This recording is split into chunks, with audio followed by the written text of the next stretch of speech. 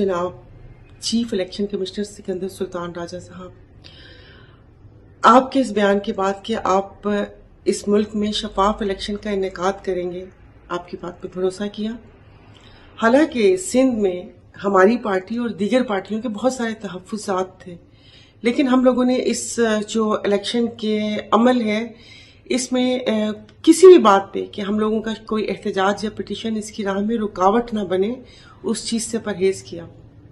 लेकिन मेरा आपसे एक सवाल है कि आपके जो इलेक्शन कमीशन सिंध के निसार दुरानी साहब हैं, उनकी लॉ एसोसिएट की एक मेंबर साइमा आगा, उनका नाम पीपल्स पार्टी की जो सूबाई असेंबली की रिजर्व सीट एमपीएस में उनका नाम आया है।